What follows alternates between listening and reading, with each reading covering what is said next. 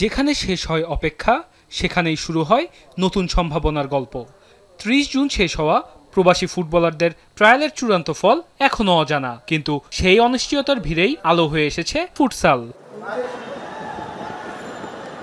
সেপ্টেম্বরে futsal Asian cup বাছাই সামনে রেখে প্রবাসী ফুটবলারদের দিকে চোখ রাখছে বাফুফে, আর তাদের চোখে নিজেকে প্রমাণ করেই জাতীয় দলের স্বপ্ন দেখছেন তামজিদ মুসারা। সময় দেখবা ইনশাল্লাহ সেপ্টেম্বর আমরা খেলা হইব মালয়েশিয়ার মাঝে। তো আপনারা দেখবা খুশি হইবা ফুটসাল দেখা, মানে সুন্দর খেলা আমরা ট্রাই করবো, সুন্দর খেলা দিব।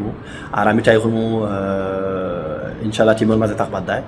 আর আমার বেস্ট খেলবো, আপনার আমার মন দিয়া খেলবো, হার্ট দিয়া খেলবো।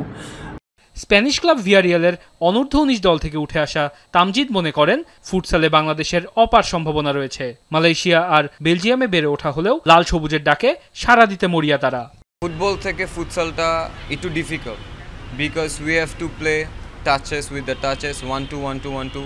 We have to movement our body too much, and স্কিলসের অনেক কাজ করে ওইখানে। সো দেখি, এখনও জানি না কি বলে তারা, but we gonna wait for them, like what they are expecting for us.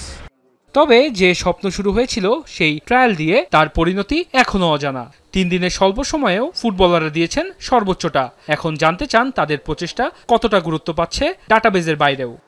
First day ট্রায়ালে অনেক ভালো করছি আমরা, 3 দিনে অনেক গ্রেট ছিল আমাদের জন্য। We want something result that আশা যেটা ছিল বা থাকবে, যদি না হয় এবার আবার ব্যাক করবো ইনশাল্লাহ next year or after next year. ট্রায়ালের কোচ ও স্টাফদের প্রতি কৃতজ্ঞতা জানিয়ে তামজিদ মুসারা তাকিয়ে আছেন সামনের দিকে, কারণ ফুটবলের পথ বন্ধ হলেও ফুটসালেই খুলে যেতে পারে লাল সবুজের জার্সির স্বপ্নের দরজা।